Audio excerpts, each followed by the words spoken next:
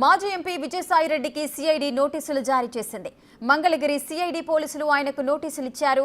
ఎల్లుండి ఉదయం 11 గంటలకు విచారణకు హాజరవ్వాలంటూ నోటీసులు ఇచ్చారు. నోటీసుల్లో ఆయనపై 506, 384, 420, 109, 467, 120 sub class B, read with 34 BNS సెక్షన్ల కింద కేసు నమోదు చేసినట్టు పొందుపరిచారు.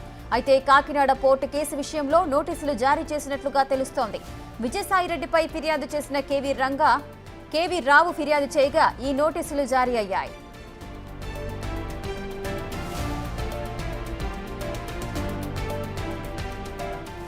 విజయసాయి విచారణకు హాజరవుతారా లేదా అనేది ఇప్పుడు ఉత్కంఠగా మారింది. ఇటీవలే వైసీపీకి రాజీనామా చేసి రాజకీయాలకు దూరంగా ఉన్నారు విజయసాయిరెడ్డి. నిజానికి గతంలో కాకినాడ పోర్టు వ్యవహారంలో ఈడీ విచారణ జరిపింది. విచారణకు విజయసాయి కూడా హాజరయ్యారు. మళ్లీ ఇప్పుడు ఇదే కేసులో ఏపీ సిఐడి విచారణకు రావాలనడం ఇప్పుడు ఉత్కంఠగా మారింది.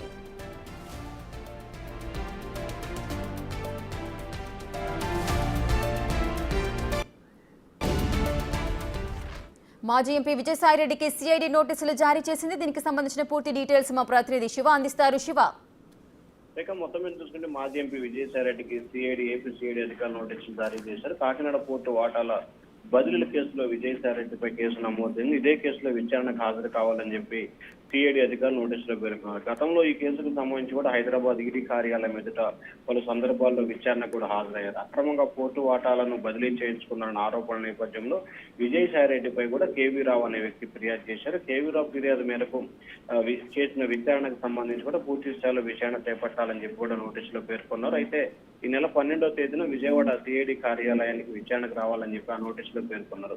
పోర్టు వాటాల అక్రమ బదిలీలపై సుబ్బారెడ్డి కుమారుడు విక్రాంత్ రెడ్డితో పాటు సాయిరెడ్డిపై కూడా కేసు నమోదైంది. అయితే కాకినాడ పోర్టు వాటాల అక్రమ బదిలీ ఆరోపణలపై విక్రాంత్ రెడ్డితో పాటు మొత్తం 5గురిపై కేసు నమోదైంది. దీంట్లో విజయసాయిరెడ్డి, ఆయన అల్లుడు శరత్ చంద్రారెడ్డితో పాటు అరవిందో ఫార్మా కంపెనీకి సంబంధించిన డైరెక్టర్లు తదితరులపై కూడా కేసు నమోదైంది. మొత్తం 5గురు ఈ కేసులో కూడా నిందితులుగా ఉన్న పరిస్థితి కనిపిస్తా ఉంది. ఈ కేసులో A1 గా విక్రాంత్ రెడ్డి, A2 గా విజయసాయిరెడ్డి, A3 గా శరత్ చంద్రారెడ్డి, A4 గా శ్రీధర్, A5 గా అరవింద్ర రియాలిటీ మొత్తం ఇంకో ఉంది. 5గురిని కూడా దీంట్లో నిందితులుగా చేర్చిన పరిస్థితి కనిపించింది. అయితే ఈ కేసుకు సంబంధించిన నోటీసుల్లో 506, 384, 420, 109, 467, 120 బ్రాకెట్లోవి రెడ్ విత్ 34 బిఎన్ఎస్ యాక్ట్ కింద కూడా దాంట్లో సెక్షన్లు అయితే నమోదు చేసిన పరిస్థితి కనిపించింది. అయితే విజయసాయిరెడ్డి ఈ కేసుకు సంబంధించి కూడా ఇప్పటికే రాజీ పడ్డట్లు కూడా అనధికారికంగా సమాచారం ఉంటుంది. అంటే అధికారికంగా ఎవరు ధృవీకరించలేదు. సో ఈ నేపథ్యంలో ఇటీవల ఆయన వైఎస్ఆర్సీపీ కూడా రాజీనామా చేసిన పరిస్థితి కనిపిస్తా ఉంది. మరి ఈ పోర్టు వ్యవహారానికి సంబంధించి ఈడీ విచారణకు హాజరయ్యారు. అలాగే ఈ పోర్టు వ్యవహారానికి సంబంధించి కేవీ రావుతో రాజీ పడ్డట్లు మరొక సమాచారంతో నేపథ్యంలో సిఐడి పిలిచిన విచారణకి సాయిరెడ్డి వస్తాడా లేదా అనే ఉత్కంఠ కూడా కొనసాగుతా ఉంది. రేఖ, శివ, అయితే సిఐడి నోటీసులు విజయసాయిరెడ్డి అందుకున్నారా? దీనికి సంబంధించి ఆయన ఏమైనా స్పందించారా?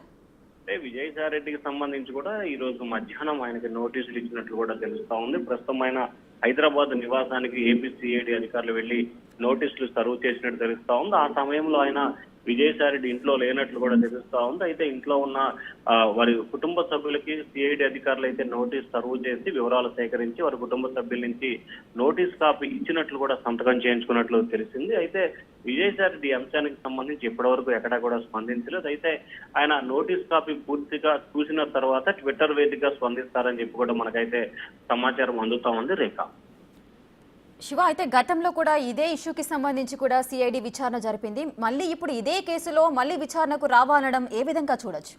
అంటే ప్రధానంగా చూసుకుంటే ఈ కేసును సంబంధించి కూడా కాకినాడ పోర్టు వ్యవహారానికి సంబంధించి బదిలీ వ్యవహారం, రేషన్ మాఫియా తదితర అంశాల నేపథ్యంలో ఏపీ ప్రభుత్వం సిఐడి విచారణకు ఆదేశించింది. దీనిపై కూడా అన్ని కేసులను కలిపి విచారణ చేపట్టేందుకు సిట్ కూడా ఏర్పాటు చేసింది. దాంతో పాటుగా మనీ లాండరింగ్ జరిగింది అనే కోణానికి సంబంధించి కూడా ఈ కేసు ఈడీ కూడా బదలాయించారు. సో ఈడీ ఈ కేసుకు సంబంధించి హైదరాబాద్ ఈడీ కార్యాలయానికి విజయసాయిరెడ్డి గతంలో 2 సార్లు విచారణకు హాజరైనట్లు కూడా తెలుస్తా ఉంది. సో హాజరయ్యి పలు అంశాలకు సంబంధించి ఈడీ అధికారులు ఏదైతే ప్రశ్నలు అడిగారో ఆ ప్రశ్నలకి సాయిరెడ్డి పూర్తి స్థాయిలో కూడా సమాధానాలు చెప్పినట్లు అప్పట్లో తెలిసింది. అయితే తాజాగా ఏపీ సిఐడి అధికారులు అయితే గతంలో ఆయనకు నోటీస్ ఇచ్చినట్లు కూడా తెలుస్తుంది. కానీ ఆయన ఇప్పటివరకు ఈ కేసుకు సంబంధించి విచారణకు అయితే రాలేదు. తాజాగా ఇప్పుడు సిఐడి అధికారులకు సంబంధించి గతంలో కాకినాడ పోర్టు వ్యవహారానికి సంబంధించి శరత్ చంద్రారెడ్డి, విక్రాంత్ రెడ్డిని విచారణకు పిలిచినట్టు తెలుస్తా ఉంది. అయితే విజయసాయిరెడ్డి కూడా గతంలో నోటీస్ ఇచ్చినా కానీ ఎవరు కూడా ఇప్పటి వరకు విచారణకైతే హాజరు కాలేదు. మరి తాజాగా మరొకసారి నోటీసులు ఇచ్చారు కాబట్టి ఈ నోటీసు ఇవ్వడం పట్ల సాయిరెడ్డి ఏ రకంగా స్పందిస్తారు, విచారణకు వస్తారా లేదా వస్తే సిఐడి అధికారులు అడిగిన ప్రశ్నలకు ఏ రకంగా సమాధానం చెప్తారనే ఉత్కంఠ అయితే కొనసాగుతా ఉంది రేఖ.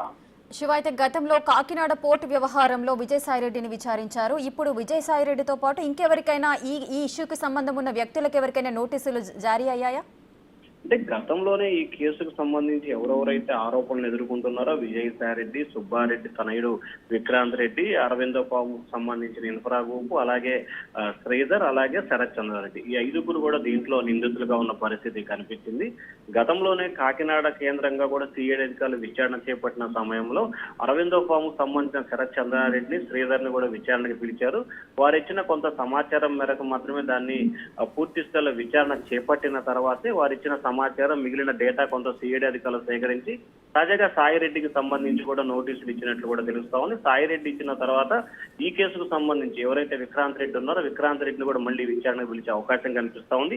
ఇటీవల కాలంలో ఏపీ హైకోర్టు ఈ కేసుకు సంబంధించి కూడా విక్రాంత్ రెడ్డికి ముందస్తు బెయిల్ ఇస్తూ కూడా ఏపీ హైకోర్టు తన తీర్పును వెలువరించింది. కానీ విచారణకు పూర్తి స్థాయిలో సహకరించాలని చెప్పి కూడా ఆదేశాలు జారీ చేసిన నేపథ్యంలో ఈ కేసుకు సంబంధించి అరెస్టు చేయకపోవచ్చు, కానీ ఖచ్చితంగా విచారణకి ఎప్పుడు సిఐడి అధికారులు పిలిచినా అప్పుడు అందరూ రావాల్సిన పరిస్థితి అయితే ఏర్పడతా ఉంది Rekha. Right, thank you Shiva, thanks for the details.